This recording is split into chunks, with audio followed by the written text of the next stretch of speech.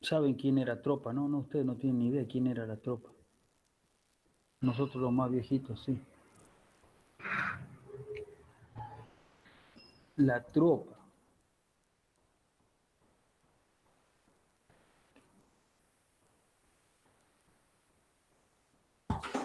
Ahí siguen entrando. Vamos a preparar el Power.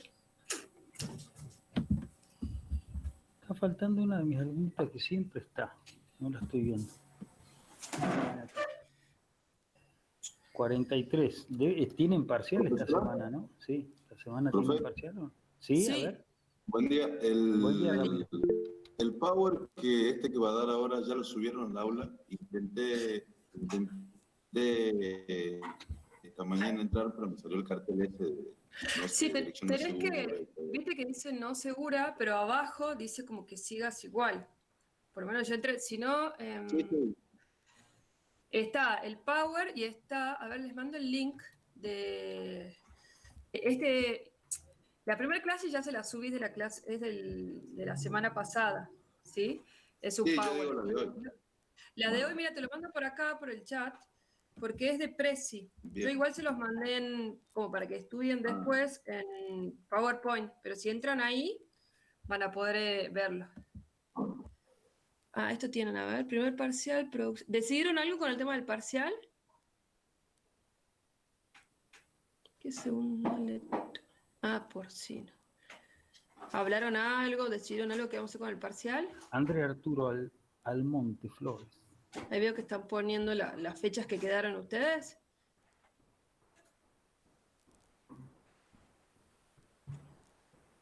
No Me decidieron gusta nada. son simbólicos para escribir, ¿viste? Que sea el día que usted dijo. Bien, o sea, el 19. Ok, Bien. bien, perfecto. Bueno, primero que nada les quiero pedir disculpas por el coloquio. Bueno, hay que aprender a usar estas plataformas. Yo puse las 10 preguntas y parece que donde yo puse el enunciado era un enunciado que era solo para que lo vea el docente. Y yo pensé que ese era, o sea, yo ahí había puesto, por ejemplo, brucelosis, diarrea viral bovina y eso. Es como cómo se guarda cada pregunta y no era el enunciado propiamente dicho. Entonces ahí yo cometí un error y después no sé cómo puse que solo se vean 4 preguntas. Igual está claro de los 93 que habían rendido, 91 estaban, no, pero 91 estaban aprobados, eran 2 desaprobados y yo no puedo desaprobar a alguien que no tiene el enunciado, ¿sí? Así que no era que, la verdad que habían aprobado casi todos y el espíritu de los coloquios es que estudien nomás, ¿sí? Así que, sí, bueno, eso que Santi Heredia, eso le dije que lo decían ustedes, que lo debatan y me vuelvan con... ¿Qué es lo que pasa? Cuando yo muevo un examen, empieza a pasar esto, que tienen mesa, que tienen otros exámenes, como que moverlo es un Tetris, es muy complicado. Entonces, nosotros les damos la opción porque tienen tiempo. Aparte de nosotros nos pidieron que no les tomemos examen en diciembre. Las clases siguen hasta el 18, habíamos dicho, de diciembre, pero nos pidieron que no estemos examen porque ustedes tienen mesas también en diciembre o tienen que empezar a preparar. Entonces, yo no tengo problema en moverlo, pero decídanse ustedes, porque empezar a escuchar o sea, el debate ese de qué quiere uno, qué quiere el otro, es medio complejo y menos si no estamos en un aula. O sea, si ustedes vienen y me dicen, tendría que ser ya esta semana decirme, póngalo tal día, yo no tengo, yo y el doctor no tenemos drama, ¿sí? Pero lo tienen que decir ustedes. Tiene que venir o me avisan las 2 delegadas que están en el grupo de WhatsApp o nos avisan acá en la clase el jueves, ¿sí? Pero eso lo tienen que decidir, porque si no nos volvemos locos nosotros. ¿Mm? Así que bueno, no sé si seguir esperando o arrancar. ¿Ustedes sabían que la clase empezaba a 8:30 o algunos creerán que empieza 9 menos cuarto? ¿Saben?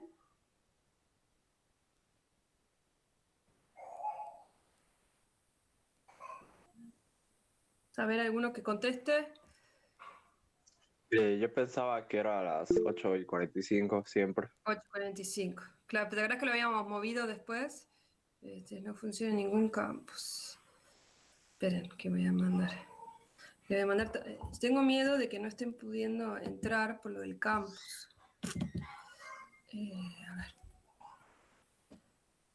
Qué bacana lo del campus, che.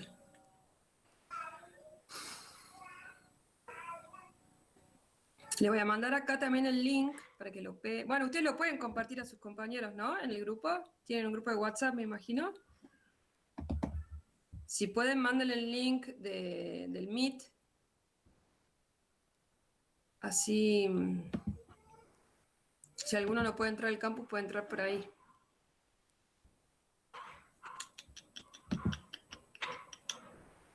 Ah, no, busco igual. Lo pongo acá. Ah, bien. Perfecto.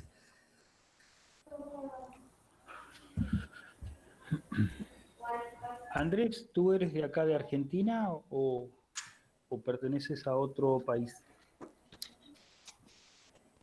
Soy de Perú, profesor. De Muy Perú, bien, mirá. mirá vos, muy bien. Bueno, Bienvenido entonces. Ojalá mandemos un buen profesional para allá. Formemos uno bueno. ¿Qué es la especialidad que te gusta? ¿Grandes, pequeños, equinos? Pequeño, profesor. Uy, Bueno, ay, ay. Tú ¿cómo? eres de lo que nosotros le decimos canichero. ¿Eh? nada. Pequeñólogo. ¿Eh? O Pequeñólogo. pequeñólogo. Yo le digo canichero, ¿viste? Pero bueno. Pequeñólogo, sí. Pequeñólogo. Ahí en la foto justo tengo un canichito. Sí, tiene. ¿Viste? No le erro yo, ¿no? No le erro yo, mira. La intuición me termina matando y traicionando muchas veces a mí. ¿Eh? Esa, eh, tuvimos una salida con un grupo reducido de clínica, ¿no? No son ustedes. Ustedes este año han quedado medio como relegados porque salíamos todos los años 2 veces con 2 grupos distintos. Así que este año no se puede hacer nada de eso y está medio complicada la cosa. Pero bueno, después en clínica los vuelvo a ver a los que les gusta un poco más las vacas y las salidas a campo. Sobre todo lo hacemos junto con la gente de clínica, junto con el doctor Ramiro Rosa, compartimos las salidas a campo. Vamos a tener otra el día viernes, pero no próximo, el otro viernes. Vamos a hacer todo lo que es diagnóstico por imagen en reproducción. Vamos a estar trabajando sobre ese tema puntual, así que va a ser interesante. Vamos a trabajar con 2 ecógrafos. La manga la vamos a dividir en 2 sectores y un grupo va a trabajar adelante, otro grupo atrás. Así que yo creo que vamos a andar más que bien. Es interesante, uno tuvo que aprender, la era del ecógrafo aparece cuando yo ya estaba recibido. Vi mi primer ecógrafo, me vi cuando recién estaba recibido en UNARAS en Buenos Aires. Me acuerdo, era todo un coso ahí.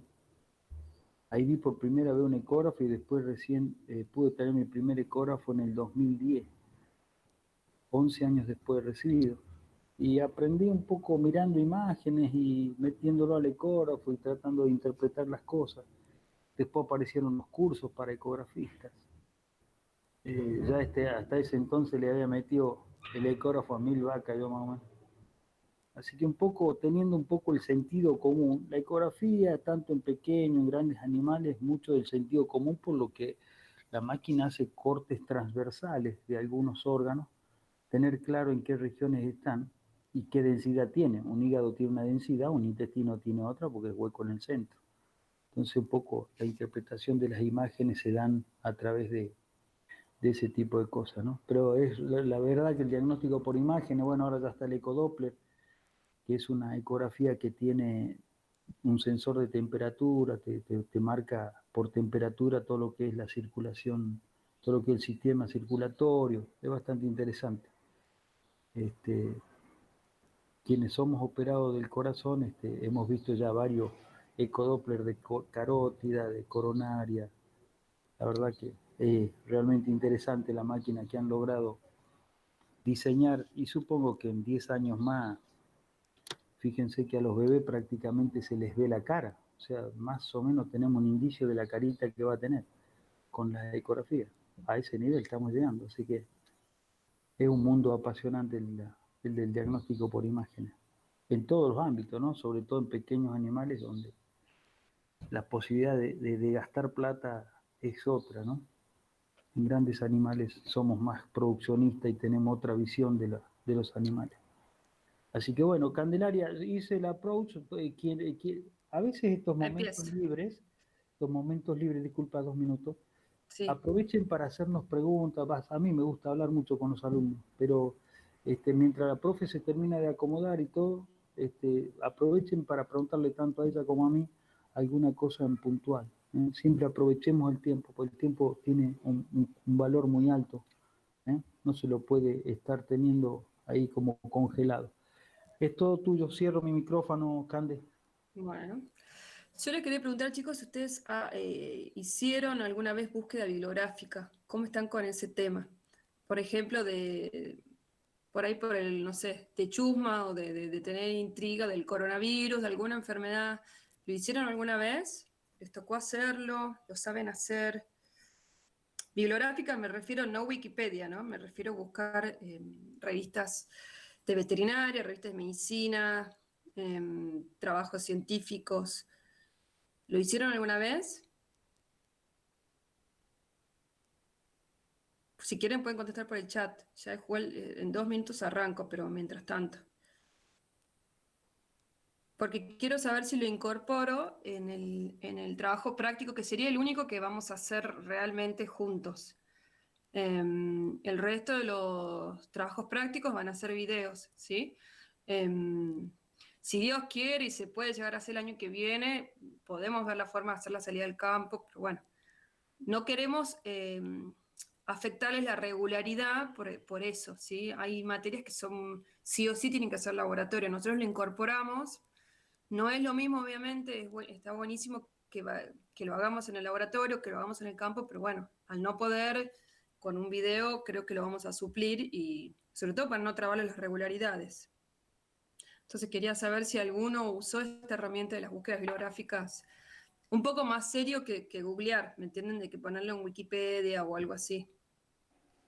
Yo personalmente, las pocas veces que tuve que buscar algo así, siempre Wikipedia o páginas así no oficiales, por así decirlo, Bien. pero nunca he aprendido ni tampoco tuve la oportunidad de aprenderlo, hacerlo como se debe o como se debería hacerlo, digamos.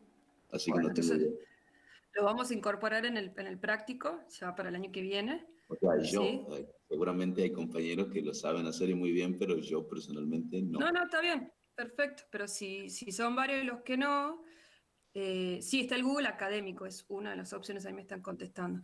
En Yo realidad, decía, Ramiro, disculpa, Cande, sí, en sí. realidad, Ramiro, los otros no se animan a preguntar. Vos fuiste honesto y dijiste, yo no lo sé. Porque siempre pasa así. Hay uno que levanta la mano, pero los otros están igual que vos, nada más que los otros no levantan la mano. Claro, o sea, me parece que es una herramienta, yo no es que estoy pensando que todos van a ser científicos, pero creo que ya lo dije un par de veces, me parece que sobre la marcha les puede pasar como veterinarios que tengan que investigar más sobre enfermedades o actualizarse. O sea, hoy en día no nos podemos quedar con los libros nada más. Es como es muy limitado pensar en eso. Todos nos tenemos que seguir capacitando y la herramienta está en Internet. Entonces, buscan trabajos científicos. Yo nomás busqué en las páginas de OMS y el SENASA. Bueno, hay un montón más. O sea, en inglés, ni hablar. En inglés es un universo enorme. La mayoría de las publicaciones son en inglés. Pero, por ejemplo, los casos clínicos acá en Argentina hay muchos que se publican en castellano en las revistas de acá. De hecho, nuestra facultad tiene una revista, que es la RANAR. Entonces, por ahí si hacemos como una cosa en el práctico, un poco castellano, un poco inglés, como para que se abran la cabeza y sepan buscar cuando les pase hasta en pequeños. Las cosas se actualizan, se reportan. Ese es el espíritu. Y de hecho, yo cuando fui a Estados Unidos con la beca Fulbright, me lamento mucho, trabajé tanto que nunca pude presenciar clases, pero muchos me decían que ellos las clases son a partir de trabajos científicos, a partir de papers. Ya no va más el libro allá. Son papers. Acá tenemos por ahí la barrera del idioma, pero está bueno por lo menos incorporar esa herramienta, ¿sí? Bueno, voy a empezar entonces. Vamos a compartir.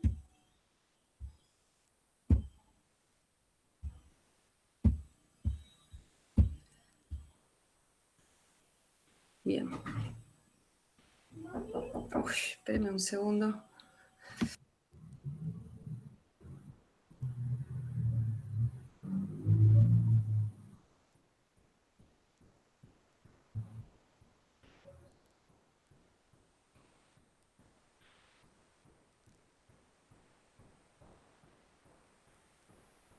Ahí hay un chico Chueca, Ignacio Chueca, que es del ingeniero Chueca que está en, no sé, es ingeniero y lo conozco, somos bastante amigos, César Chueca concretamente.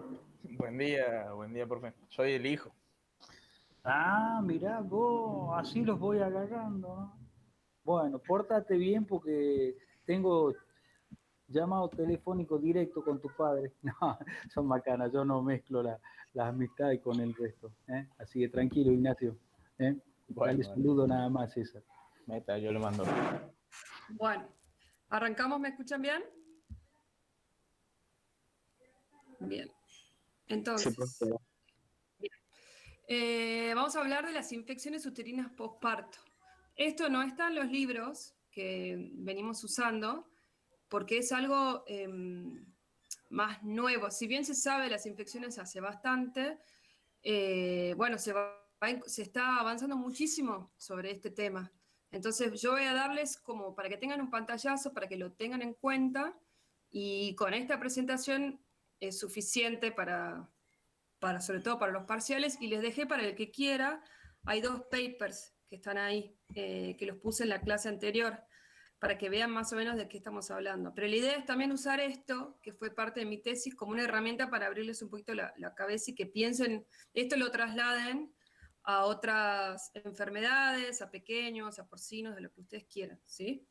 Entonces, ¿qué es lo importante acá? Productivamente, en bovinos, un buen rendimiento reproductivo es un parámetro que influye en la eficiencia productiva, obviamente, de los rodeos de carne y leche, porque el objetivo es tener terneros y producir leche, ¿sí? Vamos a ver. ¿Qué es importante acá? Tanto la fertilidad de las madres como la salud de las crías. La salud de las crías vamos a empezar a hablar después del recreo hoy, ¿sí? Sobre todo en los neonatos.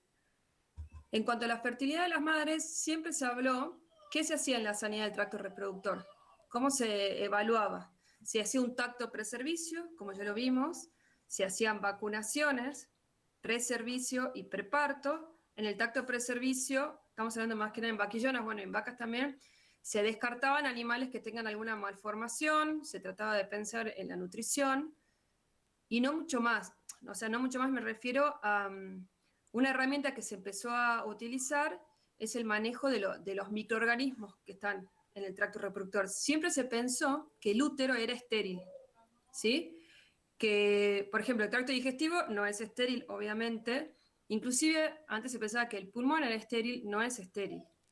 Y que la vagina no era estéril, pero el útero sí. El útero no es estéril, ¿sí? Ya se encontraron muchos microorganismos que están habitando normalmente. ¿Cuál es la importancia de la sanidad del tracto reproductor? Que un tracto reproductor sano favorece la preñez, garantiza la gestación y por lo tanto el éxito en el parto, ¿sí? Todo eso es importante ya que, ¿qué sería sano? Que está con microorganismos que son comensales, o sea, que habitan normalmente o inclusive benéficos, ¿sí? Así como hay bacterias, nosotros siempre vemos las bacterias malas, ¿no? Todas las patógenas, todas las que producen enfermedad.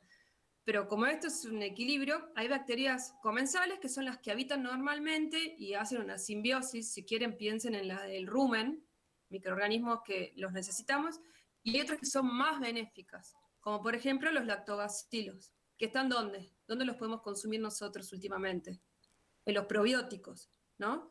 O sea, se encontró que hay bacterias, por ejemplo, algunos lactobacilos, que tienen factores en vez de factores de virulencia serían factores benéficos. Inclusive se están usando, por ejemplo, para el cáncer, se utilizan para combatir otras enfermedades. A veces esas bacterias compiten con las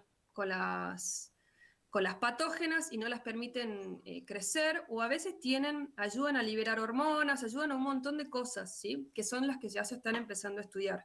Por eso se dice que favorecen la preñez. Si yo tengo un equilibrio en el tracto reproductor, me garantizan la gestación, ya que no voy a tener microorganismos patógenos, y por lo tanto el éxito en el parto. Ya también ya lo vamos a ver, se asoció que algunas bacterias patógenas se asocian o predisponen a, por ejemplo, retención de placenta, partos distóxicos, ¿sí? No es solo aborto, tiene un montón de otras cosas. Entonces, acá entra un concepto que quiero que lo incorporen o lo piensen en todos el resto de los tractos respiratorio, digestivo, que es la microbiota. ¿Quién se anima a decirme qué es la microbiota? ¿Lo vieron ya en alguna otra materia? ¿Leyeron por ahí algo ustedes? ¿Quién sabe qué es la microbiota? Silencio. Bueno, la microbiota son todos los microorganismos que habitan un nicho, o en este caso un tracto, si quieren, pero un nicho se le dice como un lugar. Por ejemplo, la vagina es un nicho, el cuello uterino ya es otro nicho, el útero es otro nicho, ¿sí? Por así decirlo acá. Entonces son todos los microorganismos que habitan normalmente ese nicho o lugar, ¿sí? Que los tenemos todos. Nosotros antes, o sea, por ejemplo, nosotros somos personas, pero nosotros si no tuviéramos los microorganismos que nos habitan en piel, en mucosa digestiva, de vuelta, en útero, no sobreviviríamos, ¿sí? Es como que hay una simbiosis ahí. Y todo esto antes no se sabía nada, porque solo, por ejemplo, nosotros tomamos una muestra y ¿qué era? Veíamos las bacterias cultivables. Significa que a partir de la muestra, yo tomaba una muestra y lo hacía crecer en diferentes medios de cultivo. Y veía las bacterias que crecían. Y digo, bueno, acá hay coli, acá hay salmonella, acá hay brucela, acá hay... Pero ahora, gracias a la PCR, uno toma una muestra, por ejemplo, un hisopado nasal, un hisopado vaginal en mi caso, y eso lo procesás, hay que purificar, se extrae el ADN y se mete con muchos pasos, y que es muy riguroso, se mete en una máquina, hace la PCR y después se cuantifica un montón de microorganismos que se empezaron a conocer nuevos, que se llama microbiota no cultivable. Significa que eran bacterias que en el cultivo no las veía, ¿sí? Entonces se empezaron a conocer un montón y se puede saber cuáles están y cuantificarlas. ¿Quién está más, quién está menos? ¿Sí? Entonces eso abrió un abanico de posibilidades y un montón de cosas a seguir estudiando, ¿sí? Que son las microbiotas, por ejemplo. ¿Alguien quiere preguntar algo? No. Bueno, la microbiota, se sabe que en el humano la microbiota del tracto digestivo, de intestino, tiene incidencia en el Alzheimer, por ejemplo. Son cosas que se están empezando a estudiar las asociaciones. Por eso mucha gente ahora trata de comer mucho más sano, y bueno, ese es otro tema. Yo estoy tratando de llevarlo a cosas cotidianas, ¿sí? Entonces, la microbiota que se asocia al tracto reproductor bovino ya no es solo la que está en útero en el posparto, sino que se está evaluando, por ejemplo, en vagina, ya desde de una ternera a una vaca adulta, y en útero, ¿sí?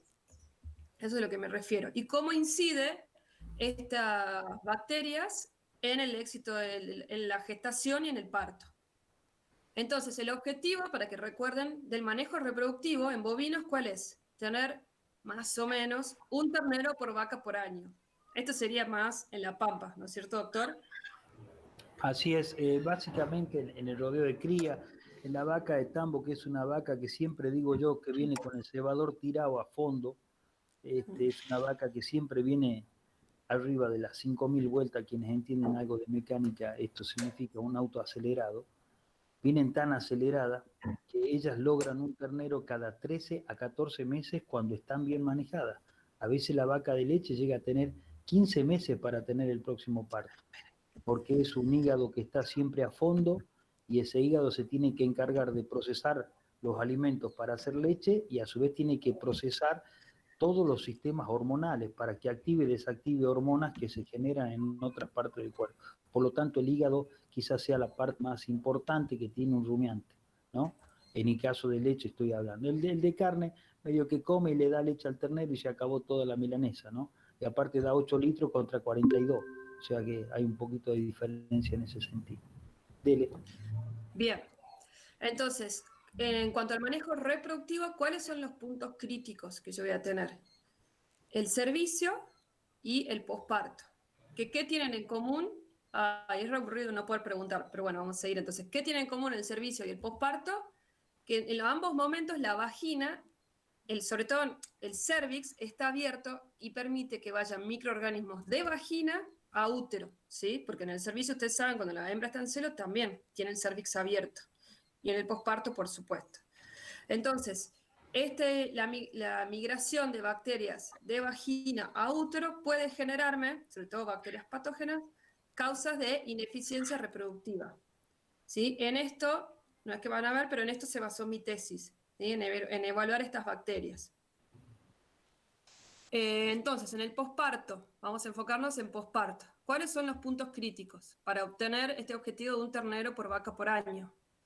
Ustedes recuerden, ya saben que la gestación es de 280, un poco más de días, que pasando los meses son 9 meses. Y el periodo de espera voluntario es más o menos de 2 meses. ¿Cuánto tiempo me queda a mí, sabiendo que el celo es de 21 días, para llegar a este objetivo? 1 mes. Entonces es muy difícil, sobre todo con lo que saben ustedes, que es el celo de las vacas, llegar a este objetivo.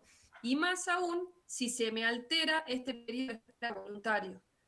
Las infecciones uterinas postparto me afectan esto, ¿sí? Lo alargan. O lo hacen, no solo lo alargan, sino que a veces hay como una infección que no permite, supongamos que llega a entrar en celo, acá puedo tener muerte embrionaria, ¿sí? Entonces me alarga esto y también me afecta esto. Entonces, en el periodo de espera voluntario, yo puedo tener una contaminación bacteriana de vagina a útero, ya que el cervix está abierto, la cual va a variar de acuerdo a la respuesta inmune de la vaca, que obviamente sabemos que en el posparto está disminuida, pero en algunas lo estará más que otras, del número y del tipo de microorganismos, ¿sí? La famosa tríada sería. Esta infección bacteriana va a depender de que las bacterias puedan primero viajar al útero, adherirse, colonizarlo, que es no solo tomar contacto, sino que proliferar, a veces invaden otras células y liberan toxinas. Esto sirve para todas las enfermedades, ¿sí? Entonces, todo esto me va a generar una enfermedad uterina. Las enfermedades uterinas, yo las dividí en posparto temprano, que en realidad son las más importantes, y después voy a hablar muy poquitito del posparto tardío, ¿sí? En el posparto temprano hay un autor, que es el que les puse, que es Sheldon, que había mucho, como que a veces hay trabajos que se llaman revisiones, que la revisión, el autor lo que hace es discutir o dejar en claro un tema. Él no hace un trabajo científico de probar algo, sino que hay muchos trabajos nuevos dando vueltas y una revisión es como si fuera más un capítulo del libro, que el tipo debate algo y este autor lo que hizo fue definir las metritis y las endometritis. Entonces, en bovinos definió cuáles son los criterios para decir cuál es una metritis puerperal, metritis clínica, endometritis subclínica, clínica y piómetra. ¿Sí? ¿Cuáles son los microorganismos que producen todas estas o alguna de estas? Estos: Escherichia coli, Triphtylella pyogenes, Fusobacterium necrophorum, Prebotella meningiogénica, Bacteroides pyogenes, y estas dos son nuevas, se descubrieron ahora, muy recientemente, por Pheromonas levi y el Coccus ovis. ¿Qué es lo que hacen estas enfermedades uterinas en el posparto temprano? Me aumentan el tiempo de recuperación de la involución uterina, pueden aumentar o retrasar la aparición del primer estro, por lo tanto, que alargan el periodo de espera voluntario, disminuyen la tasa de concepción al primer servicio. Supongan que, bueno, pasa el periodo de espera, entra en celo la vaca, pero la tasa de concepción se ve afectada porque hay problemas hormonales o porque a veces también producen muerte, bueno, ahí sería concepción, ¿sí? Con trastornos hormonales que vamos a ver, me afecta eso. me puede afectar, aumentar el intervalo entre el parto y la nueva concepción se ve afectado, lo que me lleva a todo esto a una disminución del número de terneros por vaca por año.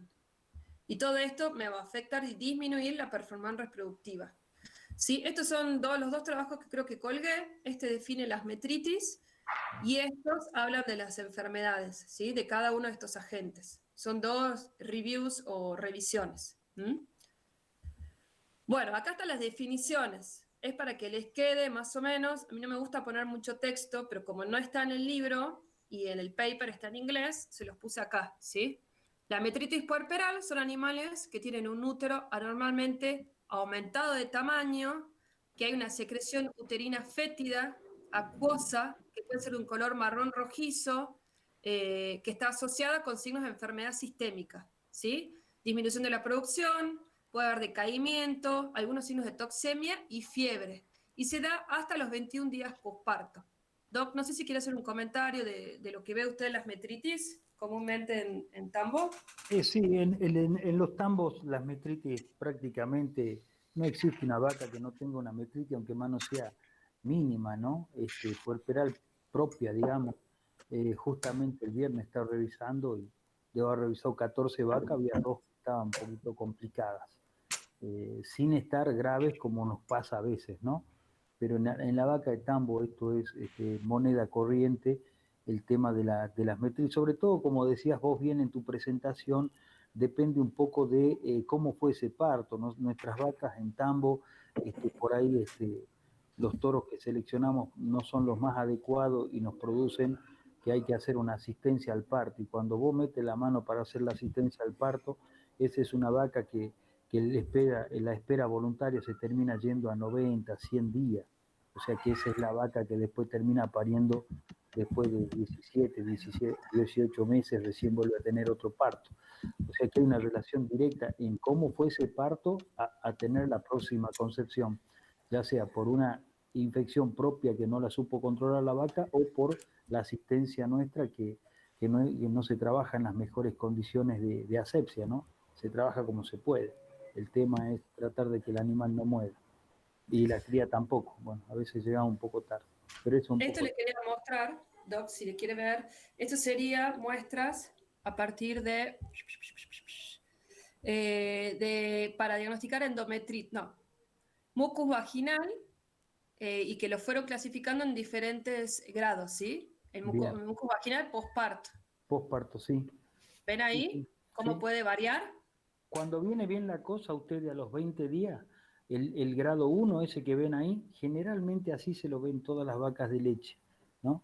Y la que está complicada ya es el grado 2 y el 3, bueno, estamos bien complicados. Es muy pocas veces en una vaca de tambo ustedes van a encontrar el grado 0. A los 15 días, estoy hablando cuando hacemos, nosotros le decimos flujearla. Flujearla es como hacer un masaje en el útero, todavía el cuello permanece algo abierto, generalmente lo hacemos entre el día 5 y el día 13, en ese momento, ahí está Metricheck, el fierro ese que meten, a mí no me gusta personalmente, yo siempre digo, yo trabajo por recto, yo trabajo por el recto, ¿no? Eso lo ven, perdón, usted sigue explicando, lo meten por vagina a útero, ven, y lo sacan, es como que carga el contenido y eso se evalúa, no solo por eso, sino también por el olor. Es bastante una porquería, pero bueno, hay muchos trabajos y se usa, por lo menos en Estados Unidos sé que lo usan. No sé usted cuál es su... No, yo directamente lo flujeo a mano, es con un masaje que hago y observo la caída. O sea, nosotros estamos mirando continuamente la vulva, así que por ahí, por eso te digo, cuando flujeamos con la mano. Aparte la mano, a ver, siempre digo que lo mejor es la mano porque la mano recoge una película, toca el tono, toca el tamaño, todo va grabando la cabeza, mientras que ustedes agarran y meten ese fierro y esto que grabó, traje materia purulenta, nada más, es una foto. Lo que yo hago con mi mano es todo un masaje, veo el tono uterino, el grosor de ese tono, el de ese útero, y hago el flujeo hacia atrás y vengo con la carga. Hay gente que ese Metricheck, lo que mostrabas ahí, un poco ahí, Cande, es como que cuánto de limpio fuiste para meterlo. Ya dijiste que de por sí es un ambiente que está complicado. Vos vas a meter ese fierro para adentro Pasó primero por vagina, en vagina no sé qué encontrar y terminaste metiendo algo nuevo para dentro del útero. Yo soy un medio que enemigo de la metida de mano por meter, ¿viste? Distinto cuando vos quieres hacer una biopsia, que es con un cuello bien estrecho, la pinza es una cosa muy chiquitita, distinto, totalmente distinto. Así que bueno, son las técnicas, ¿no? Entonces, ¿Profe? fíjense, sí, ¿Se hace esto del flujero en vaca de cría? No, el flujeo en vaca de cría no, porque es otro valor el del animal y un poco, puede hacer en una fase experimental. Suponete, me quedaron muchas vacas vacías, a ver, flujemos un poco a ver qué es lo que está pasando en el posparto, pero es medio complicado, Ignacio, eso, porque es como no viable, ¿no? Vos tienes a veces rodeo de 500, 800 vacas, flujear y paren, ¿qué pasa? Te paren, todas te van a, en 3 meses paren todas. Nosotros en el campo tenemos parto todos los meses, más o menos unas 20, 30 vacas por mes, o 15, o 10, o 8. Entonces vos te puedes tomar la posibilidad de hacer este flujeo, porque son pocas todos los meses, y las tengo todos los meses en una manga. Te imaginas, vos tienes que recoger del campo la vaca con cría, traerla a flujearla, perder la mitad de los terneros, porque el ternero es muy chico, queda en el monte, después la vaca no encuentra el ternero. Es dramático. Podemos hacerlo en un caso, Ignacio, de una investigación. A ver, yo quiero investigar no sé qué de la metritis de la vaca. Generalmente Candelaria te lo puede explicar un poco, pero ella trabajaba mucho con vaquillonas, ¿no? Una porque trabajaba con un útero teóricamente estéril, y sin embargo se vio que había una microbiota. Sin no tanto embargo, estéril, sino yo lo que buscaba es que sea, perdón, no, virgen. O sea, que ya no, vir, me refiero es que no tengo el ruido de otros partos, de alguna cosa. Es como que es bien, la perfecto. primera, ni que nunca la hayan servido ni inseminado, ¿sí? Eso es lo que yo buscaba. Bien, perfecto. Bueno, eso. Entonces, ella podía trabajar con esa categoría pues no tenía el ternero al pie. En cuanto ella pasaba, que lo hizo también, pero cuando pasaba la vaca con crías se le complicaba una enormidad porque el ternero le jodía en la manga, a su vez el ternero se perdía de la madre, era complicado. Entonces, por eso digo, Ignacio, eso no es viable. Perfecto, perfecto. Gracias. Bien, y aparte que, bueno, también yo creo, Doc, que el manejo que no es tan intensivo en cría hace que tengan menos de estas afecciones. Si tienen algunas, y no hay que descartarlas del todo, de hecho, yo hice un trabajo también, evalué en carne y en leche, en rodeos de carne y leche, pero se da menos, ¿sí? Y es como que ahí es más productivo, ¿viste? Vaca que tiene problemas en el parto, se engorda y Sí, se va, ¿sí? exactamente. Sí, sí, es más directo el tema. Sí, coincido contigo, Candelaria, en Bien. eso. Entonces, enfoquen ahí, fíjense que la metritis puerperal no solo es si hay fiebre y signos de enfermedad sistémica, sino que es un útero que anormalmente agrandado. O sea, nosotros estamos en un posparto, 21 días posparto. Entonces ahí también el veterinario tiene que tener la experiencia de poder discernir entre un útero que está involucionando en un puerperio y algo que quedó anormalmente agrandado, ¿sí? La metritis clínica también tengo un retraso en la involución uterina, secreción purulenta en vagina, pero no hay enfermedad sistémica, ¿sí? ¿Cuál es la diferencia entre metritis y endometritis? A ver, ¿quién sabe? Buena Uno, pregunta. uno afecta, Histológicamente, uno sí, a ver. afecta al miometrio, digamos, y el otro al endometrio. En realidad la metritis afecta solo a la mucosa, ¿sí? O sea, está bien, pero al revés de lo que lo hubieras pensado, ¿sí? Solo el epitelio. Y la endometritis afecta más capas, ¿sí? Por eso es el endometrio. Porque si vos decís, ¿cómo dijiste? Miometrio, no. Sería el epitelio y la endometritis afecta las otras capas, ¿sí? ¿Qué es lo que pasa? La endometritis subclínica también acá lo diferencian mucho por la cantidad de días, ¿sí? Ven que se extiende más, la subclínica hasta 34, 47 días posparto y la endometritis clínica después de los 26 días. Es como que antes de estos días se lo toma más como, no se la puede diferenciar tanto de la metritis, ¿sí? En cambio, si se perdura un poco más en el tiempo y afecta a las otras capas, se habla de endometritis, ¿sí? Como esto, fueron muchos trabajos que pusieron a punto esto, y acá ahí están evaluando la citología uterina, ¿sí? Entonces dicen que la endometritis subclínica, si es subclínica no hay signos clínicos, cuando hay una mayor de un 18% de neutrófilos en la citología uterina, recolectada, por ejemplo, entre 21 y 33 días después del parto, o más de un 10% de los neutrófilos pasados a los 34 a 47 días, ¿sí? Entonces acá obviamente no hay signos sistémicos y ya es a partir de la citología que uno la diagnostica, porque es subclínica. Lo que pasa que acá es donde hay que hacer el foco. Esto no se diagnostica generalmente, ¿sí? Y esta vaca uno externamente la toma como sana, que acá ya no hay una descarga, porque no estamos hablando de descarga, pero esta vaca tiene problemas, tiene una ineficiencia reproductiva. Ya vamos a ver por qué. Entonces, eso es lo importante, que es el concepto nuevo que les quiero dar. En cambio, la endometritis clínica, hay una presencia de secreción uterina purulenta, por ejemplo, más de un 50% de pus en vagina 21 días o más después del parto, ¿sí? O una secreción mucopurulenta en vagina después de 26 días. ¿Entienden? La endometritis clínica seguiría a estas, ¿sí? O por ejemplo a esta porque no hay signos sistémicos. En cambio esta es la que generalmente no se diagnostica y trae muchos problemas. Y la piómetra es la acumulación purulenta de material dentro del lumen, esto es como en pequeños, con cuerpo lúteo persistente y el cuello uterino cerrado, ¿sí? Esto sería hablando del posparto tardío. Tenemos el síndrome de vaca repetidora de celo, a veces se le dice vaca vacía, ¿sí? Había muchas formas de clasificarla y yo busqué bibliografía que me parezca razonable. Es una vaca que tiene los genitales sanos, sin infecciones clínicas aparentes, pero que no puede concebir después de 3 o más servicios, sin embargo exhibe ciclos estrales normales. Acá hay una cosa importante, es una vaca que ya parió, por eso no es vaquillona, ¿sí? O sea, yo tuve mi vaca, quedó preñada, parió normalmente y después no la puedo volver, después exhibe ciclos estrales normales, pero no vuelve a quedar preñada, ¿sí? Este animal en carne se descarta, ni se duda, ¿sí? Chau. O sea, esto es, en carne, en rodeo de carne son números. No da, se va, se engorda, se va. En leche, quizá, a veces si era buena productora de leche, se trata de hacer algún esfuerzo más, ¿sí? A ver, este síndrome es multifactorial.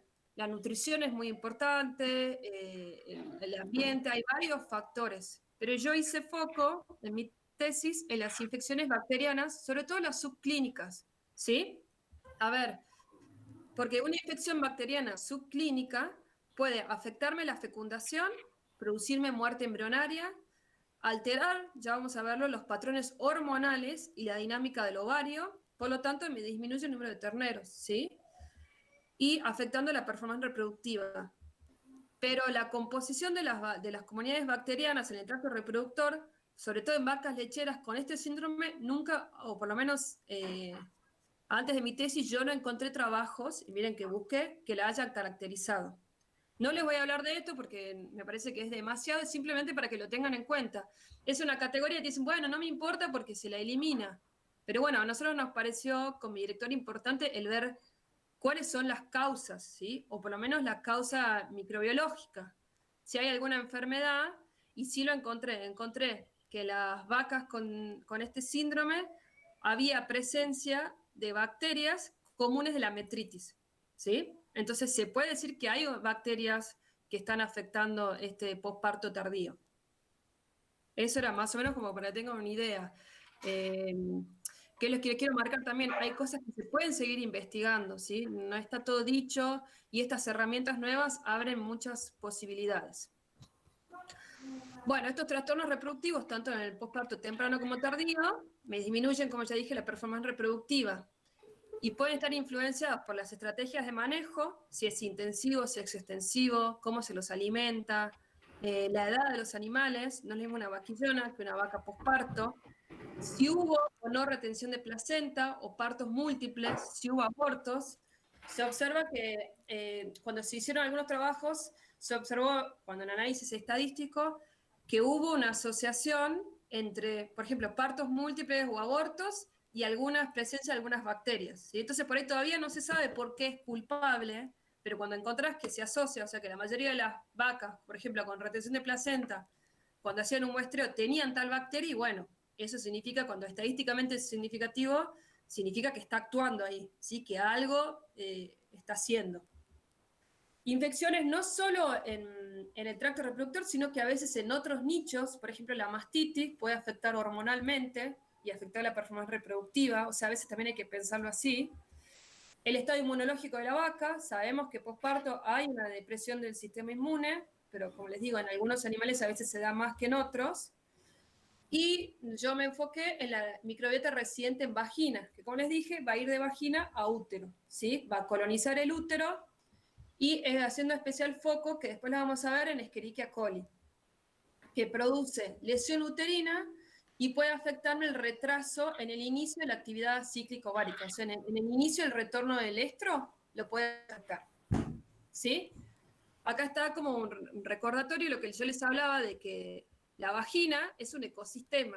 Hay que pensarlo así, como vieron en ecología, que tiene su nicho con tejidos, nutrientes y algunas condiciones físico-químicas que lo afectan, el pH, por ejemplo, y en esto también puede afectar hasta la alimentación del animal, el ambiente, y la microbiota, como les dije, con bacterias benéficas, inocuas o comensales que están ahí, pero ni suman ni restan, y potencialmente patógenas.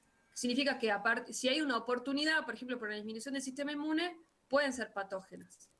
Entonces, cuando hay un desequilibrio en este ecosistema, puede ser por factores endógenos como la gestación, el parto o el puerperio, por ejemplo, o exógenos, en este caso cuando cuando se hace la sincronización para la inseminación artificial, por ejemplo, se produce un desequilibrio en vagina y aumentan los patógenos y disminuyen los beneficiosos inocuos. Si hay un desequilibrio, entonces aumenta la cantidad de patógenos, produciendo así la enfermedad, ¿sí? Infecciones y alteraciones reproductivas. Bueno, seguimos. ¿Cuáles son los principales microorganismos que pueden producir estas infecciones uterinas posparto? Los más conocidos son Fusobacterium, E. coli, Trepelera y Prevotella, ¿sí? Son patógenos primarios que causan enfermedad uterina, pero importante es esto, surgen en infección mixta, trabajan sinérgicamente, ¿sí? Trabajan en conjunto.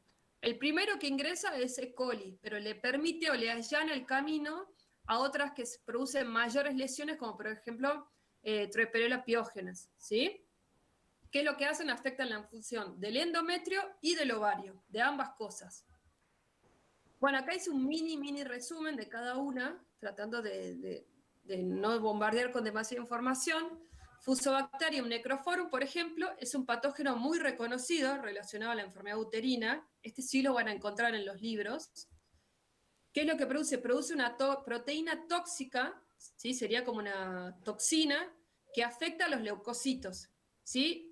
Produciendo una depresión del sistema inmune y a su vez, como es gram negativa, su lipopolisacárido, ¿se acuerdan que hablamos de esto en Bruselas? El lipopolisacárido que estaba en la pared. Va a servir como un factor de crecimiento, por ejemplo, para bacteroides, que es otra bacteria. Con esto lo que quiero decir es cómo se va estudiando este sinergismo, ¿sí? Que se complementan unas con otras. Lo que produce va a permitir que prolifere este otro microorganismo. En cuanto a Prevotella melangiogénica, trabaja sinérgicamente con Trepelella piógenes, E. coli y Fusobacterium. ¿Por qué? Porque secreta una macromolécula, que sería una toxina, que todavía no es identificada, pero que inhibe la fagocitosis por los monocitos, por los macrófagos y neutrófilos, ¿sí? Aunque Prevotella tuvo, por ejemplo, acá en un trabajo, lo que vieron es que había menor cantidad de Prevotella en útero con metritis que otros patógenos, pero que tenía que estar siempre presente para permitir que Fusarium o bacteroides o estas otras puedan colonizar, ¿sí? Por lo tanto, potencia la infección de los otros patógenos que sí se encontraban en mayor cantidad. ¿Se entiende eso? Es como, lo que les quiero mostrar es cómo se va estudiando cómo van actuando sinérgicamente, ¿sí? Troeperella piógenes, esta también es muy conocida, esta va cambiando de nombre, antes era Actinomyces piógenes, después fue Arcanobacterium piógenes, ahora es Troeperella piógenes. Posee una serie de factores de virulencia, como por ejemplo, esta es una lisina que va a afectar a los leucocitos, una proteína que le permite unirse al colágeno y un componente, por ejemplo, una fibrina que también le va a pedir adherirse a la mucosa para poder colonizar, ¿sí? Esta es como una bacteria que produce una infección más secundaria, necesita de las otras para poder colonizar, pero produce mayores lesiones en el útero, ¿sí? El Coccus es una bacteria nueva, es como un patógeno emergente, se le dice que recién se está empezando a aislar por PCR y conocer metritis, por lo tanto sus factores de virulencia o cómo hace para producir la enfermedad todavía no se sabe bien, ¿sí? ¿Ven? Se empezó recién a aislar de útero de vacas lecheras con metritis y se cree que es un patógeno uterino potencial. Se cree también que actúa sinérgicamente con los otros patógenos, pero sus factores de virulencia todavía no son conocidos. Bacteroides también es reconocido, ¿sí? Es una de las especies que más abunda en el útero posparto, ¿sí? O sea, es un patógeno que se encuentra, generalmente uno lo encuentra. Y se asoció a enfermedad uterina, por ejemplo, sería metritis puerperal, ¿sí? Porque está asociado con fiebre. Cuando generalmente hay vaca con metritis puerperal, se encontraba este microorganismo. Los factores de patogenicidad es, por ejemplo, la cápsula, que va a impedir la fagocitosis, libera endotoxinas, como el lipopolisacárido, puede evadir el respuesta inmune del huésped, por ejemplo, con la cápsula, que impide la fagocitosis, como dije, producción de enzimas proteolíticas, ¿ven? La hialuronidasa o esta, lo que hacen es afectar el tejido del endometrio, ¿sí? Entonces, al lesionarlo, hace que pueda colonizar mejor. Produce hemolicinas. Esta hemolicina, ¿cuál es el objetivo? No solo producir enfermedad, sino que al romper los glóbulos rojos, obtiene nutrientes para poder seguir proliferando, ¿sí? Y acá libera algunas enterotoxinas también y es resistente al oxígeno. La porfiromona, y ya estoy terminando, porque me imagino que ya se marearon, es otra bacteria que es un patógeno emergente, es una bacteria nueva que se está empezando a encontrar y a describir. Lo que se sabe es que puede evitar la fagocitosis por los neutrófilos y esto le va a permitir invadir el endometrio, ¿sí? Bueno, y que actúa sinérgicamente con Fusobacterium y Troeperella, causando la enfermedad uterina.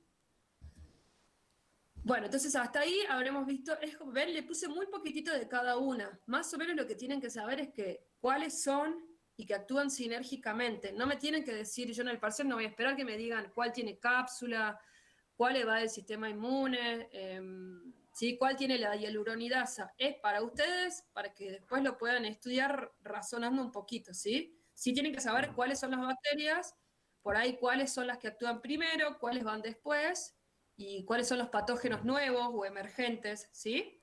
No busco que me den el detalle de memoria, ¿sí? ¿Se entiende eso? Bien. Entonces, y Escherichia coli, contrario a lo que todos creen, ustedes saben que en el intestino está normalmente coli, ¿no? Todos la tenemos, a coli. Bueno, también se observó que habita normalmente la vagina del bovino. La vagina tampoco es estéril y uno hubiera creído, porque vieron que coli, que lo vamos a ver más adelante, produce infección urinaria, ¿no? Sobre todo hasta en las mujeres. Es muy común que cuando uno tiene una infección urinaria es por coli, ¿no? Porque se dice que va del tracto digestivo y cuando va al tracto urinario produce infección urinaria. Bueno, en vagina está normalmente, ¿sí? Entonces, hay algunas de estas que son comensales, como les dije, que habitan ahí y no producen nada, pero se empezó a estudiar y a observar que había algunos tipos que tenían algunas herramientas o factores de virulencia que le permitían colonizar el endometrio y producir metritis, ¿sí? Como que no es solo accidental, que si alguna de estas coli que está en vagina llega al útero, va a producir, sino que hay algunas que están ya capacitadas y a esto se les llamaría una cepa, ¿sí? Una cepa que ya tiene sus herramientas para poder colonizar el endometrio y producir metritis. ¿Entienden el concepto de cepa? Esto también aplica, y por ahí es más fácil, con el coronavirus. Nosotros teníamos un montón de coronavirus que ya estaban en bovino, que estaban en el hombre, que producían gripe, pero hubo una cepa, que son algunos virus que mutaron con algunos factores de virulencia que le permitieron ser más virulento en el hombre y producir esta bellísima enfermedad que nos tiene recontra hartos a todos, ¿sí? Entonces, eso es una cepa. O sea, no es solo, obviamente que surge a partir de la mutación de un virus, pero ese virus no es un individuo, obviamente son muchos y pueden ir cambiando, ¿sí? De hecho, el doctor tenía el comentario, no sé si leyeron el diario, de lo que pasó en Dinamarca. Doc, ¿está ahí? ¿Está Doc? Bueno, ya lo vamos a hablar un poquito más adelante. ¿Vieron Hola, lo de los sí. bisones? ¿Qué me decían? No me estaban haciendo una consulta por teléfono. A No hay ver, drama. dime, Lo de disculpa. el coronavirus y los bisones. Sí, bueno, ahí se ve que hay una mutación, se le atribuye que los bisones lograron hacer una En los bisones. mutación que le dieron más virulencia al COVID-19. Así que bueno, ahí nomás le costó la vida a 1.700.000 bisones, ¿viste? En Dinamarca es esto. Dinamarca. Son más drásticos ellos para trabajar. Argentina para llegar al rifle sanitario da 370 vueltas. Por ejemplo, la última rifle sanitario aplicado acá fue en un brote de aftosa por allá por el año, no me estoy acordando bien, entre el 89 y el 95, en la Patagonia, unos cerdos que vinieron de la provincia de Buenos Aires eran portadores asintomáticos, llevaron la aftosa por debajo del río Colorado, zona libre, sin vacuna, y le costó la vida como a 5.800 ovejas. Acá, en cambio, es el único caso de rifle sanitario que yo conozco. Cuando se desata la aftosa, cuando estábamos libres sin vacuna, época de Menem, y retorna la aftosa a través de animales comprados barato en Paraguay, introducidos clandestinamente a la Argentina, se empiezan a desatar los focos por todos lados. Nunca se hizo rifle sanitario y eso nos costó que estemos, época menemista, 99 al 2020, hace 21 años que nos sacan plata los muchachos del SENASA con el tema de aftosa, que para mí es un curro entre laboratorios, SENASA, lo que conocemos siempre, ¿verdad? Los productores ya estamos acostumbrados a que cada tanto banquemos varias cosas. Fíjense ahora, la soja llevaba desde el 2012 que no valía más que $312.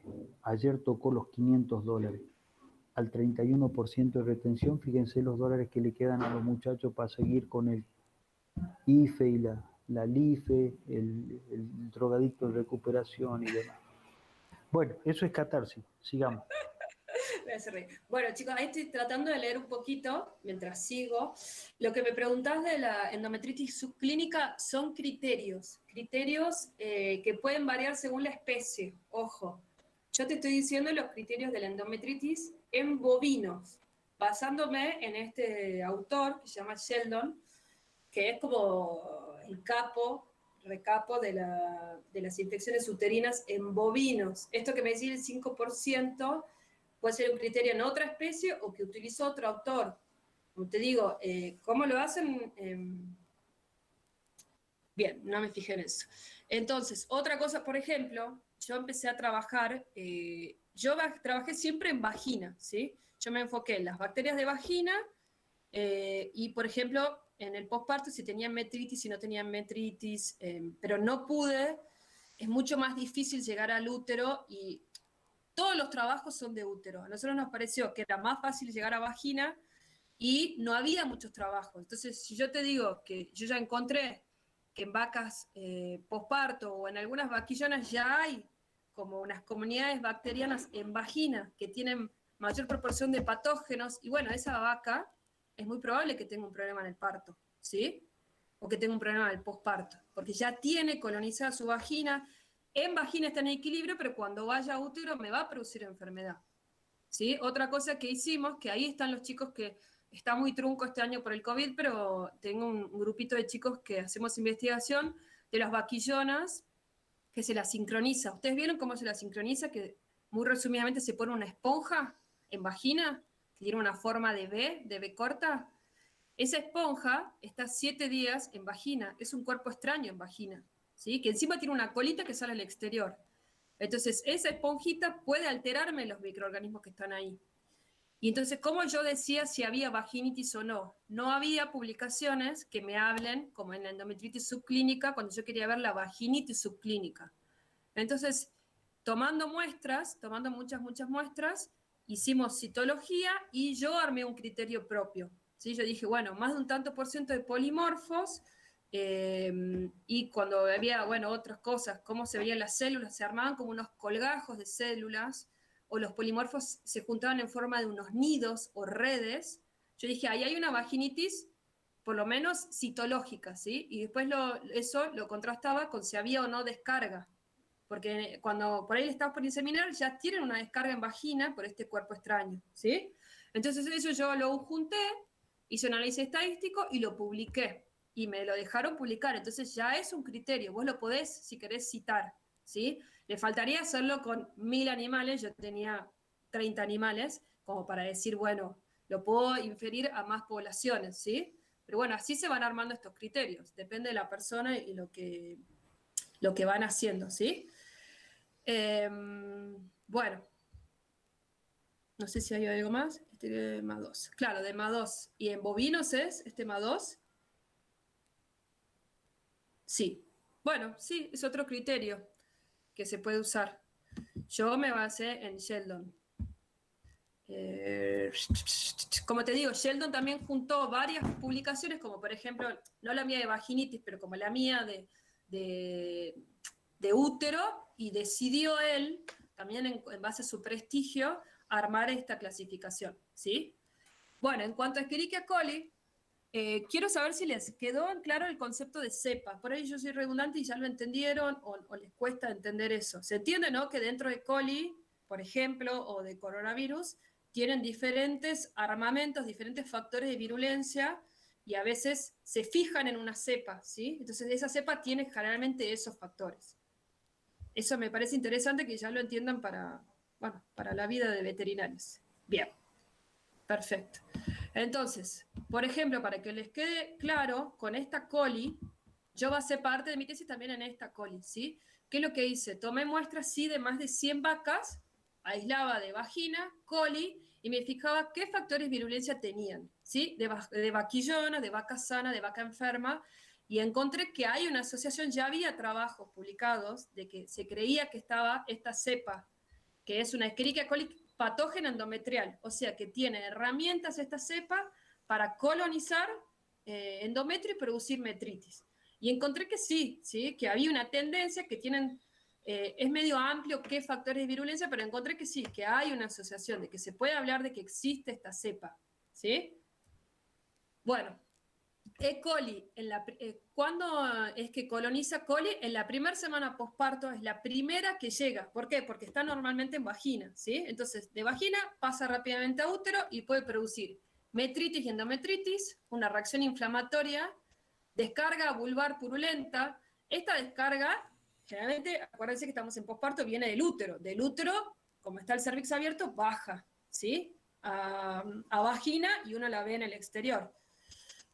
Una colonización secundaria, ¿sí?, por otras bacterias patógenas, como ya les dije, permite que las otras colonicen, y esto es muy importante, puede afectar la restauración del estro, ¿sí? Y acá lo pueden ver, cómo esto es un trabajo de Sheldon también, que fue muy importante. Esto sería subclínico, si quieren. Miren, acá está coli, ¿no? E. coli llegó al útero. Entonces, ¿qué es lo que hace? Con su lipopolisacárido, que venimos hablando mucho, el lipopolisacárido es una endotoxina, o sea, es parte de su pared. Cuando la bacteria se rompe, este lipopolisacárido se libera, ¿sí? Fíjense acá se une a los pumps o a unos receptores, y lo que hace es libera el útero quimioquinas y citoquinas que producen un reclutamiento de macrófagos y polimorfonucleares. Por eso es que estamos hablando de la cantidad de estos macrófagos y polimorfonucleares en la citología, ¿sí? pero afecta un poco su función, o sea, no están actuando 100% ellos, ¿sí? A ver, en la mayoría de las vacas lo pueden resolver, pero en algunas, si están muy inmunosuprimidas o se topan con estas bacterias, es donde se produce la metritis, ¿se entiende? O sea, todas las vacas van a tener una colonización de bacterias en su útero posparto. Pero depende qué bacteria te toca y cómo está el sistema inmune de esa vaca, es si lo puede afrontar o no. Bueno, este lipopolisacárido a su vez va a hipotálamo, ¿sí? Y afecta la liberación de GnRH. O sea, fíjense, el lipopolisacárido va por sangre al hipotálamo afectando la liberación de GnRH. También afecta en la hipófisis la liberación de LH, ¿sí? Entonces, pero no así la de FSH. Entonces yo voy a tener que el ovario posparto va a haber un desarrollo folicular, un reclutamiento, pero al no tener LH, no voy a tener la luteólisis, la ovulación, ¿sí? Se ve afectada la ovulación por este desfasaje hormonal. Esto muy poca gente lo sabe, muy pocos veterinarios lo tienen en cuenta, ¿sí? A su vez, E. coli también actúa en ovario, o sea, esto era a nivel de hipófisis hipotálamo, pero también a veces actúa en ovario y afecta la liberación de estrógenos, ¿sí? La producción y liberación de estrógenos. Entonces, a veces no llega tampoco a ovular, ¿sí? A veces no ovula y a veces no puede producir la luteólisis. Ahora vamos a ver por qué, ¿sí? Acá en el endometrio también me afecta la producción de prostaglandina. Me va a cambiar, ¿se acuerdan que en posparto yo necesito la prostaglandina F2-alfa, que me favorece la contracción uterina y la luteólisis? Bueno, el lipopolisacárido me afecta y hace que haya, en vez de prostaglandina F2-alfa, que haya prostaglandina E. La prostaglandina E no va a fomentar como la otra, la contracción uterina, o sea, la involución uterina, y tampoco al no tener F2-alfa, tampoco voy a tener una luteólisis. Entonces, no tengo ovulación, puedo no tener ovulación, puedo no tener luteólisis, ¿sí? Puedo no tener una correcta contracción uterina e involución uterina. Todo eso es a lo que me refiero cuando digo que hay problemas en la involución uterina y en la restauración del estro. ¿Se entiende esto? Todo eso fue lo que se fue. Esto es de 2010, o sea, no es, ya tiene 10 años, pero no es que tiene 50 años toda esta información, ¿sí? Y esto se da subclínicamente, ¿sí? Bueno, acá no me voy a detener porque es muy largo, simplemente para que sepan que cada bacteria tiene sus factores de virulencia que le van a permitir, como dije, llegar, colonizar la mucosa, evadir el sistema inmune, multiplicarse y producir el daño. Todo esto está lo que puede decir que una bacteria es patógena, ¿sí? Y acá no me voy a detener porque ya me parece mucho, simplemente está, si a alguno le interesa, algún día lo podríamos hablar, ¿sí? Pero son los factores de virulencia que yo encontré que tenía esta bacteria, la patógena endometrial. Bueno, si tienen alguna pregunta, podemos terminar de hablar de la metritis y si quieren hacemos un recreo. Dígame si tienen alguna pregunta del tema, si quedó claro. Profe, yo tenía una Sí. duda Sí, sobre la diferencia entre endometritis y metritis, sí. porque a mí me había quedado la impresión de otra materia que la metritis era como más abarcativa en cuanto a capas histológicas que la endometritis, Metritis, tenés razón. Tenés razón. La endometritis es porque afecta solo el endometrio. En cambio, la metritis es la que afecta a todas las capas. Sí, chicos, Ah, bien. es verdad. A veces uno, encima me lo preguntó el otro chico, disculpe, uno a veces se enreda acá dando clase y se confunde también, ¿sí? Sí, es como ustedes dicen. La endometritis Profe, es solo el endometrio y la metritis son todas las capas. Sí, y básicamente es todo lo mismo, solo que se lo va clasificando distinto a medida que avanzan los días, según la característica del mucus, digamos, o no. bueno, metritis puerperal y metritis clínica no es lo mismo, ¿no? Porque estas dos están dentro del mismo tiempo. El tema es que esta tiene fiebre y signos sistémicos, por lo tanto es más grave, y esta no. Claro. Y esta sí sería, bueno, acá hay un cuello cerrado, esta también es grave, es poco común. En las endometritis sí, es como la endometritis pasados los días ya no afecta a todas las capas, ¿sí? Sino que solo va a afectar el endometrio, o sea, la mucosa. Y Sí, sería pasado los días, pero sobre todo esta es la importante, ¿sí? Que es lo que yo te estoy diciendo, que esta nunca se... De hecho, no hay forma a campo de saber si tenés una endometritis subclínica, ¿sí? Claro. Entonces, por ahí eran estas vacas que posparto clínicamente están sanas, ya no tienen una descarga, pero hay una infección, ¿sí? Bien. Entonces, a eso es lo que se está haciendo foco de cuando uno trata de ajustar el cinturón productivamente, esta patología existe. Pero sí, la diferencia entre estas y estas es más endometritis clínica y por ejemplo, metritis clínica son los días, ¿sí? Es Y como que va afectando. todas Sí. esas son producidas por los mismos microorganismos que hemos visto recién, ¿verdad? Sí, hay algunas diferencias, pero no voy a entrar en detalles. Sí, pueden Claro. producir, si querés, el conjunto de microorganismos. Perfecto. Para no Muchas volverlos gracias. locos, sí. Ah, otra duda, profe. Sí, De la bacteria E. coli, lo que le produce la inhibición a nivel del hipotálamo es el lipopolisacárido, dijo. el lipopolisacárido. Si te fijas en el dibujito, ¿dónde está? Acá está más grande. Míralo. ¿Ves ahí el lipopolisacárido? Él viaja por... Él, no. Esta endotoxina viaja por sangre, ¿ves? Y Sí. llega hasta hipotálamo e hipófisis. Sí. Ah, bien. Y también viaja por sangre y se lo aisló del ovario, ¿sí? Bien, perfecto. Muchas gracias. De nada. Ahí lo que Entonces, puedo también sí. aportar es lo siguiente, Ignacio, o sea, hoy en día la ecografía también te muestra una endometritis. Es una imagen que vos la puedes percibir con un buen ecógrafo y en la época que yo me recibí, yo dije que el ecógrafo lo pude tener recién después de 10 años de recibido, me valía mucho de los vaginoscopios con luz.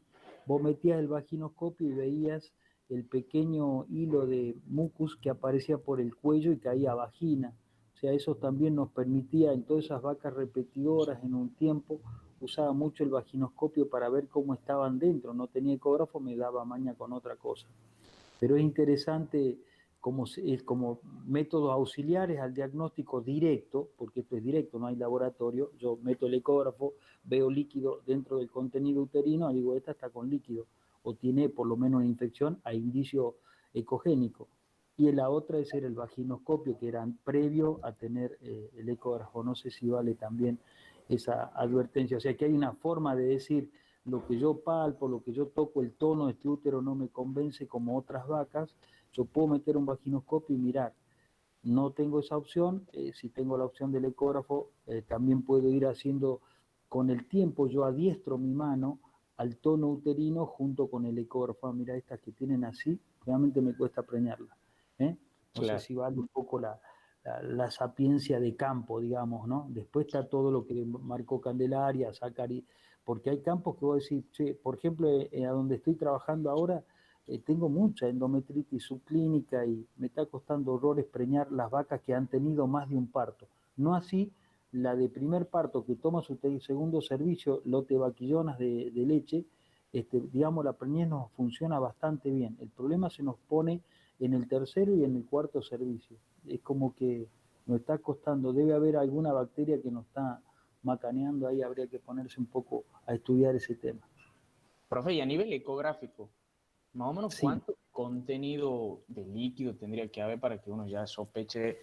Una pequeña lámina sale como una raya hiperecogénica en el centro de la ruedita. Lo que pasa es que yo no sé cuánto sabes de ecografía, pero el corte transversal del útero, que es un tubo, sale como una rueda de carro. Habrán escuchado la famosa rueda de carro. En el medio de la rueda de carro vos ves una luz muy brillosa, muy hiperecogénica, y eso te está indicando que hay líquido. Y después tenés la piómetra. Bueno, la piómetra es una masa que vos la ves que se mueve debajo del ecógrafo, como es menos hipericogénica, es más bien medio, no sé cómo decírtela, entre ecogénica e hiperecogénica, digamos. Se la ve perfectamente bien, pero es al tacto también las estás diagnosticando, ¿no? Pero es Bien. interesante. ¿Es la piómetra, Doc? Sí, esa es la piómetra, sí, la ves perfectamente bien. No, te diría que la veo muy pocas veces, pero la puedes encontrar. Sobre todo siempre esto, buena pregunta la de Candela, si es común, generalmente se la encuentra generalmente más bien en vacas ya de cierta edad, ¿no? Generalmente han tenido 3 a 4 partos y que es probable que ese último parto, el tercero o el cuarto, haya tenido alguna dificultad, por eso termina en una infección bastante importante. ¿Eh? Así que un poco por ahí está la cosa. Respecto a la piómetra. ¿Cómo? ¿Quién pregunta?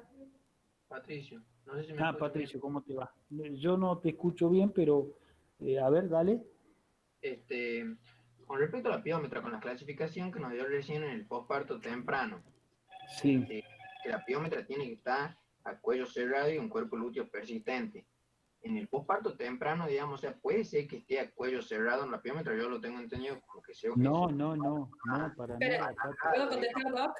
Lo que Sí. pasa es que yo me refiero al posparto temprano, no es tan temprano, esa diferencia con el posparto tardío, que imagínate que ya pasaron 3 o 4 servicios, yo estoy hablando más de 6 meses después, a eso clasifique Claro, como posparto tardío, ¿sí? claro. No sé, Doc, cuándo Debería será la pasar más piómetra, tiempo, pero digamos. claro, era para diferenciarlo del síndrome de vaca repetidora, a eso me refería con temprano y tardío, ¿sí? Claro, bien, bien. ¿A cuánto tiempo se puede dar la piómetra, Doc? Así. Las piómetras realmente las estamos encontrando con vacas arriba de los 60, lejos más, 90 días te diría yo, posparto, ¿no? ¿Por qué la encontramos en realidad?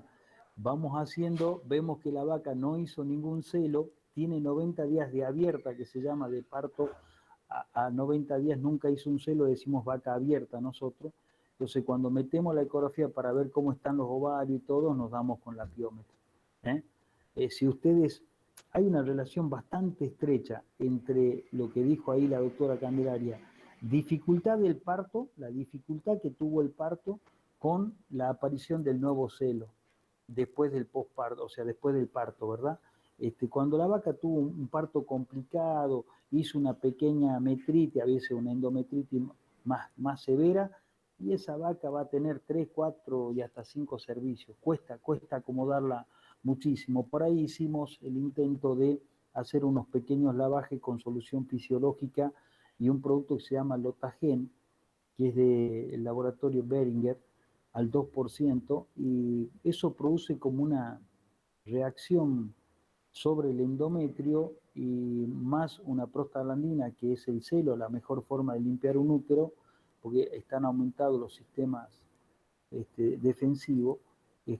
Hemos logrado preñar algunas vacas, todas no, algunas.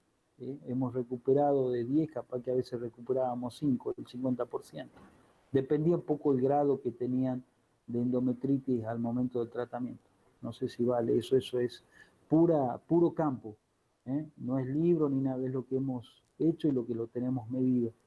Es interesante, se le hace como una inseminación a través de una pipeta y se hace la descarga del líquido, más o menos 60 centímetros cúbicos de ese que hablé recién, y ponemos una prostaglandina. De por sí, cualquier cosa que ustedes ponen en el útero, sobre todo, hace como un despertar del útero en su sistema defensivo inmune.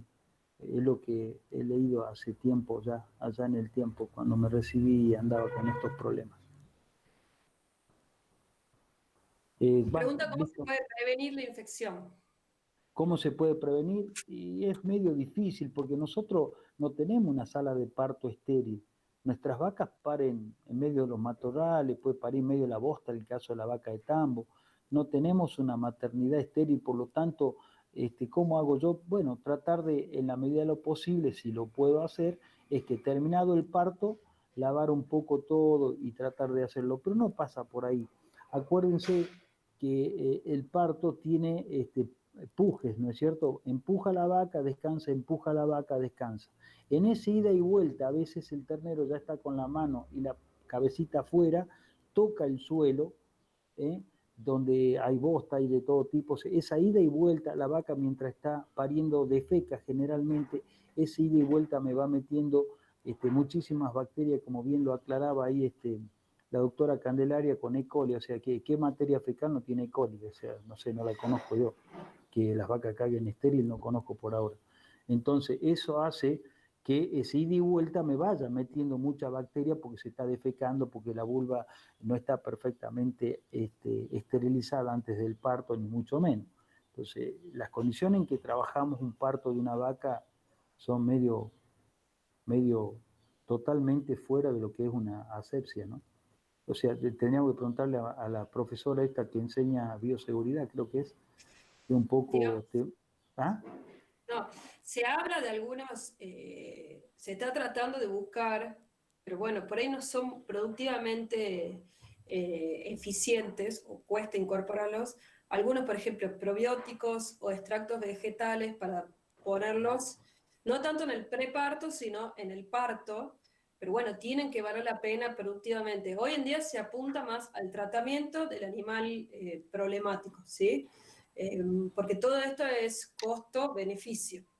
Entonces sí se busca quizá hacer algún producto probiótico con extractos vegetales, porque también el uso de antibióticos, ya hablaremos en algún momento, está produciendo resistencia. Ponerle antibiótico todo el tiempo a las vacas no es bueno, genera resistencia en ellas y resistencia en nosotros cuando comemos su carne, cuando tomamos su leche.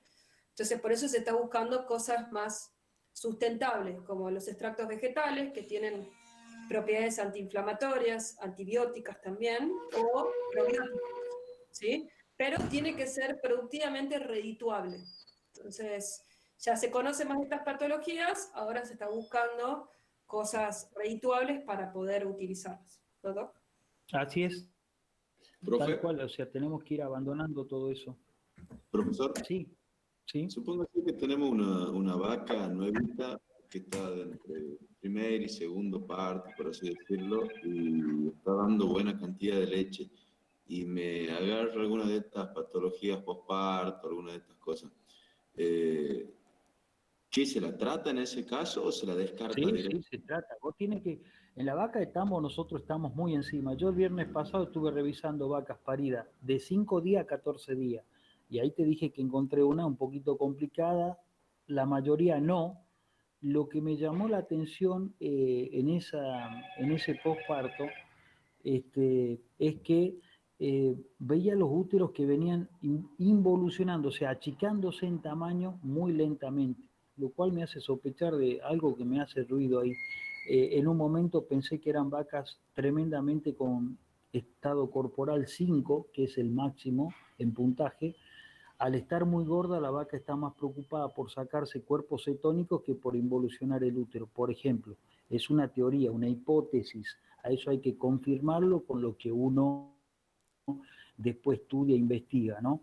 Pero veo que la vaca tiene el mismo hígado, tiene que dar leche, tiene que involucionar su útero y a su vez sacarse cuerpo cetónico porque te pasaste en la preparación. La preparación de una vaca, el score corporal de una vaca al parto tiene que ser 3,75 y vos estás en 5, estás pasado 2 puntos y algo, 1,5 puntos arriba, es mucho. Entonces, te imaginás ese hígado que tiene el mismo tamaño, pase 3 funciones a la vez. Tiene que hormonalmente darle la orden al útero que se achique, tiene que procesar la leche y a su vez tiene que sacarse los cuerpos cetónicos, que ustedes saben que sacarse cuerpos cetónicos del sistema no es fácil, ¿no? Para nada. O sea, ustedes en parto médica después van a ver todo lo que es el desequilibrio del medio interno, ¿sí? Todos los problemas postparto que no son infecciosos. Nosotros acá damos solo los infecciosos, pero hay un montón de otras cosas como la nutrición, como muchas cosas que en la vaca entran en juego en el postparto, ¿sí? Entonces ustedes después van a tener que integrar todo. Nosotros acá es infeccioso y parasitario lo que vemos, ¿no es cierto? Sí, no, el mundo de la reproducción, chico, es apasionante hoy. La verdad que perseguimos el objetivo. La vaca de carne tiene que dar un ternero por año, eso no se negocia. La vaca que no tiene un ternero se tiene que ir. Eso nos ha permitido avanzar muchísimo, sobre todo teniendo bien controlado todo lo que es infecciosas, ¿no? Hablemos de Campilotrico, Leptospira, tener bien aceitados los raspajes de los toros todos los años. O sea, eso nos permitió avanzar en mejores, digamos, índices reproductivos. Pero bueno, el norte trabaja sobre todo la zona nuestra, Santiago del Estero, son campos muy duros y la baja eficiencia reproductiva está pasando por, por la nutrición, ¿no? En nuestros campos acá en el norte tiramos bomba cuando hacemos el 72% de preñez. De ahí es que muchos sistemas de empresas tienen un doble servicio. La que erró vuelve a entrar en en 2 meses más de servicio a ver si logran recuperar más vacas pariendo. Entonces tienen como 2 rodeos pariendo en distintos momentos. Son técnicas que se pueden implementar. Sin embargo, yo cuando aprendí ginecología iba con un compañero de mi padre, Eduardo Castegla Pampa, vacas que iban a segundo servicio, vaquillonas de primer servicio, digamos, habían dejado de ser vaquillonas y van al segundo servicio. Teníamos un 88.9 de capacidad, o sea, de gestación, y en las vacas, cuando pasamos al rodeo de vaca en ese mismo campo, habíamos alcanzado un 98.2. 16 años pasando la mano, la que no tenía ternero se va, por lo tanto, fíjese dónde llegaron los tipos. Pero ahí qué pasa, en La Pampa tienen otro manejo, la alimentación está solucionada, por lo tanto me puedo tomar ese lujo de la que no tiene un ternero se va. En el norte, donde la gestación te pasa al 72% la eficiencia, tenés que ser más cuidadoso cuando te des cuenta te vas a quedar sin vaca. No sé si vale el comentario, eso es puro manejo, no es algo que me gusta entrar porque empezamos a chocar con los amigos zootecnistas, ¿viste? Entonces, por ahí no me meto mucho en ese terreno. Profe, ¿qué tal? Sí, Buen día. Tengo una buen día, duda. Camilo. ¿Qué tal? Sobre las Escherichia coli, la única que puede causar, digamos, la patología esta, la endometritis, ¿sería solamente la cepa de Escherichia coli endometrial o puede haber también una migración de una cepa de Escherichia coli que, por ejemplo, del tracto digestivo? Ya vamos a hablar de eso. Sí, no. Lo que yo te digo es que es una cepa específica para Claro, endometrio. En el intestino no produce nada, ¿sí? Eh, Acordate igual que en este caso son bacterias que viven en vagina, ¿sí? Pero sí, son cepas. Vos tenés, ahora lo vamos a ver cuando veamos de vuelta después del recreo. Vamos a hablar bien de coli y sus factores de virulencia en el intestino, en el aparato urinario rápidamente para que entiendan eso, ¿sí? Son cepas que se llaman cepas patógenas extraintestinales. En intestino no producen nada, pero cuando logran llegar a otros nichos, por ejemplo, hay una que produce meningitis, pero en el útero no hace nada. ¿Entendés? Una produce infección urinaria, pero en intestino no hace nada, ¿entendés? Tienen como el armamento de factores de virulencia específicos para un nicho. sí, ¿Sí? A ver, sí, Camilo, a mí vos sabes que en clase yo siempre les digo, tratemos de usar el sentido común. Lo usamos poco, te digo, ¿no? Me incluyo, no es que estoy diciendo que ustedes no lo usan, me incluyo. A ver, hagamos un sentido común. La doctora dijo que vive en vagina. Si yo te sí. dije que el puje de la vaca va y vuelve, va y vuelve, ¿cómo me aseguras vos que la E. coli que estaba en la vagina ya no entró en esa ida y vuelta al útero? ¿Se entiende? A menos de que está la bosta de la vaca cuando va defecando a medida que tiene el parto. O sea que tenemos 10.000 factores que influyen para que esa vaca termine una endometritis si no tiene un sistema inmune acorde para defenderse, ¿no es cierto? O sea que si estaba en vagina, todas las bacterias que ella nombró de vagina, te imaginas, vamos y volvemos. A su vez, es una vaca que ya tiene 4 partos, que le está costando sacar el ternero de adentro, a veces sí, a veces no, o una vaquillona, muchas vaquillonas. Tengo un caso que lo vi el viernes, una vaquita que parió muy joven, parió con 27 meses y hizo una metritis y hoy lleva ya 4 servicios y no la puedo preñar, porque me acuerdo que digo, claro, este animal sí es chiquitito, ¿qué puede parir esto? ¿Viste? Entonces, ahí fíjate, un parto demorado ya se complicó con una no preñez en la segundo servicio, en la segunda gestación. Ya estamos con problemas, ya lleva 3 servicios, el útero está medianamente bien, así que trabajamos ahí con unas hormonas a ver si la podemos terminar de acomodar. Entonces, el sentido común me dice, si la doctora nos dijo que normalmente están en la vagina y yo tengo un Claro. ternero que va y viene en cada empuje, y si Si a eso le sumamos el estrés, si a eso le sumamos que tu sistema inmune de esa vaca puntual es malo, lo más probable es que terminemos en un problema. No sé si queda ahí. Claro, la pregunta mía más que nada era si era la única Echerichia de coli o puede haber otras más. No, No. puede haber. A ver, Ya Cande, vos sos más especialista. Ahora, después del recreito, que vamos a hacer un cortecito, lo vamos a ver bien en detalle todas las... Porque aparte coli tiene muchas clasificaciones. Yo empecé veterinario en la UBA, después me pasé acá y tuve un teórico entero solo de coli. Entonces yo más o menos les hice un resumen de todas las cepas de coli en bovinos, ¿sí? Porque después en porcinos es otra cosa, en cada uno es otra cosa, ¿sí? Para que les queden claro las cepas patógenas que hay en bovinos, ¿sí? Y sus diferencias. Muy bien, profe, gracias. De nada. ¿Alguna otra ¿Hacemos el pregunta? paréntesis? ¿O alguna Bien. pregunta? Disculpa.